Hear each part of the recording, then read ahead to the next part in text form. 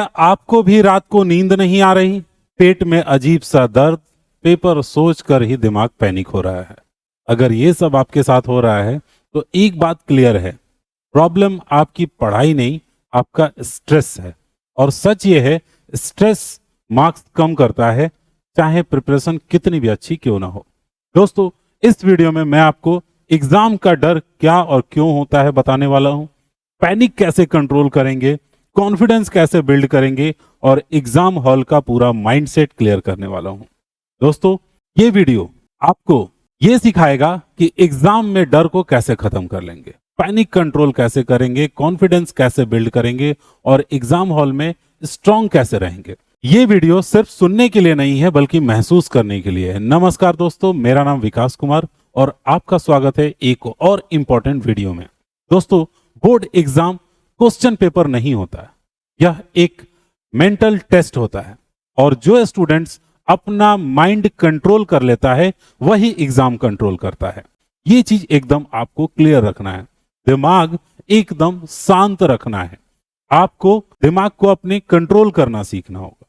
Exam का fear कैसे आपके ऊपर हावी होता है और आप याद हुए क्वेश्चंस को भी नहीं लिख पाते हैं। एक एक करके हर चीज मैं आपको तोड़ तोड़ के बताने वाला हूं। सबसे पहला नंबर चीज, स्ट्रेस आता क्यों है। दोस्तों, स्ट्रेस का रीजन समझिए, सिलेबस इनकम्प्लीट है। मैं एक एक चीजें आपको मार्क करके बताता हूं। आपका सिलेबस अभी तक पूरा नहीं हुआ है। लाइट कलर ले लेते हैं। कंपैरिजन, हमेशा दोस्तों के साथ तुलना में दिमाग उलझा हुआ है। दोस्त कैसा कर रहे हैं, टॉपर कैसे नंबर्स ला रहे हैं, ये कंपैरिजन बहुत प्रॉब्लम करता है। पेरेंट्स का प्रेशर, पेरेंट्स क्या सोचेंगे अगर कम नंबर आ गए तो, ठीक है, फेल हो गए तो क्या होगा, ये तो एक अलग ही प्रॉब्लम है। सोशल मीडिया का ओवरलोड।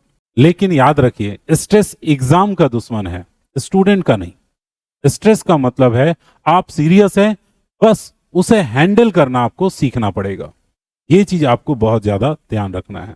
दोस्तों, एक चीज तो आप समझ गए होंगे कि ये स्ट्रेस आता कहां से है। ये पॉइंट्स बिल्कुल आप रिलेट कर सकते हैं।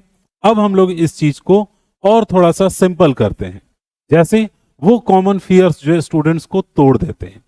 पेपर हार्ड आ गया तो, अरे भैया, पेपर हार्ड आएगा तो सबके लिए हार्ड होगा, सिर्फ आपके लिए थोड़ा ही होगा।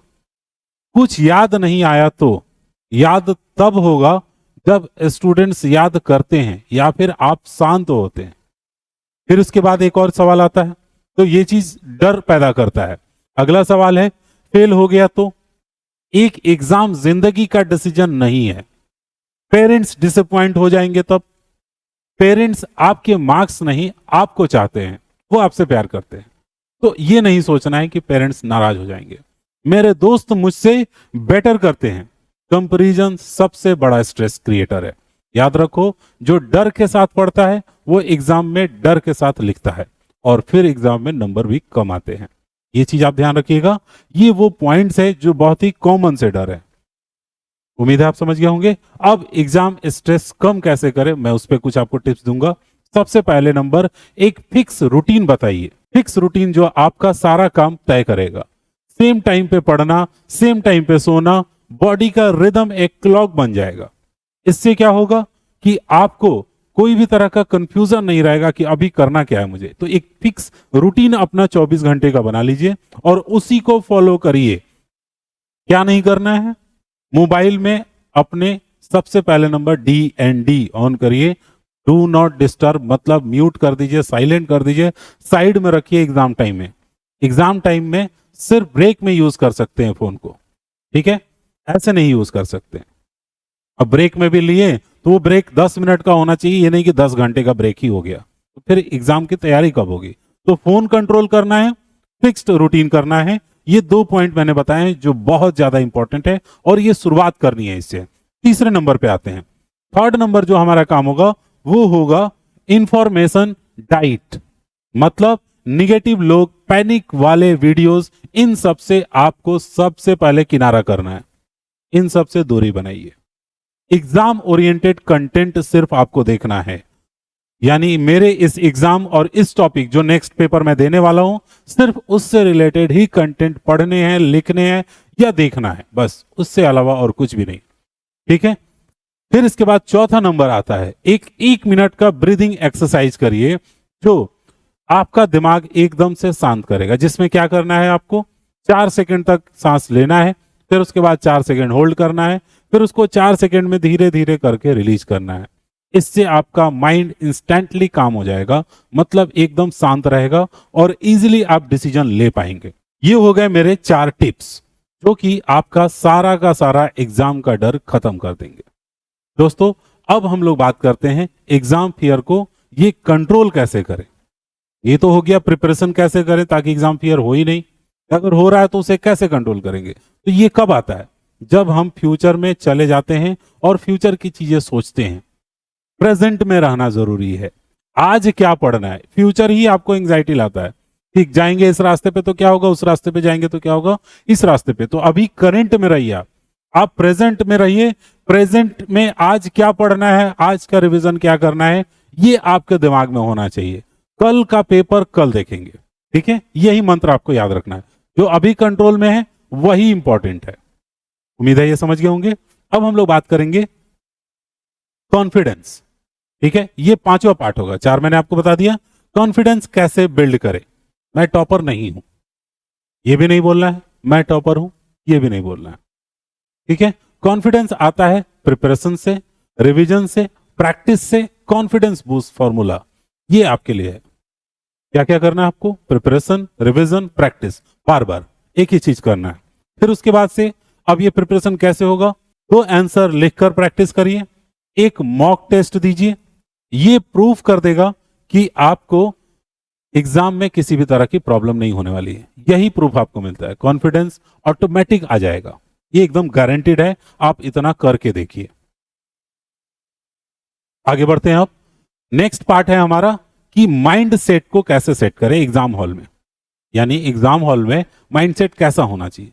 तो दूसरों की कॉपी देखने ही नहीं है, पेपर को आराम आराम से पढ़ना है।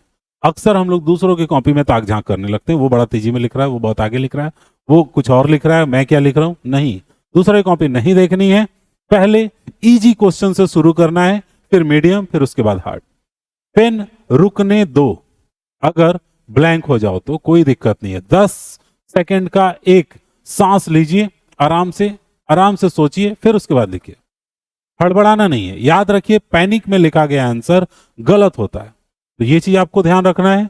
अगर आपका पेन रुक रहा है, अगर आप कुछ बोल रहे हैं, तो आप आराम से 10 सेकंड का एक 10 बार लंबा सांस लीजिए, छोड़िए, फिर उसके बाद से लिखना शुरू कीजिए। जरूर याद आएगा अगर आपने पढ़ा होगा तो, ठीक है। तो ये पैनिक में नहीं लिखना है, ये चीज ध्यान रखिएगा। अब आगे बढ़ते हैं नेक्स्ट पॉइंट पे, पेरेंट्स के प्रेशर को कैसे हैंडल करेंगे। तो पेरेंट्स का प्रेशर गलत नहीं होता है, उनका तरीका गलत हो सकता है, ठीक है। पेरेंट्स से बात कीजिए, अपनी स्ट्रेटेजी बताइए, चुप रहकर प्रेशर मत झेलिए। 90% पेरेंट्स समझते हैं जब बच्चा बोलता है, अगर आप बोल करके उनसे बात करते हैं तो ये चीज आपको किसी भी तरह की दिक्कत नहीं होगी, ठीक है। तो बात करिए, अपनी स्ट्रेटजी बताइए, चुप रह के प्रेशर मत झेलिए। यही था इसका मूल मंत्र, अपने पेरेंट्स से बात कीजिए। अब बात करते हैं एक reality check, quick reality check पूरा का पूरा हम आपको देते हैं, जिसमें क्या करेंगे हम, बोर्ड एग्जाम लाइफ का एंड नहीं है। सबसे पहला नंबर खुद को ये बताइए, फेल यानी एक्सपीरियंस होगा, कोई दिक्कत नहीं है। मार्क्स, पैसे और पर्सनालिटी नहीं है। आज जो एग्जाम है वो सिर्फ एक स्टेज है। दोस्तों, अगर आप ये वीडियो एग्जाम से एक दिन पहले भी देख रहे हो तो भी सब कुछ पॉसिबल है। याद रखो, शांत दिमाग सबसे बड़ा वेपन होता है।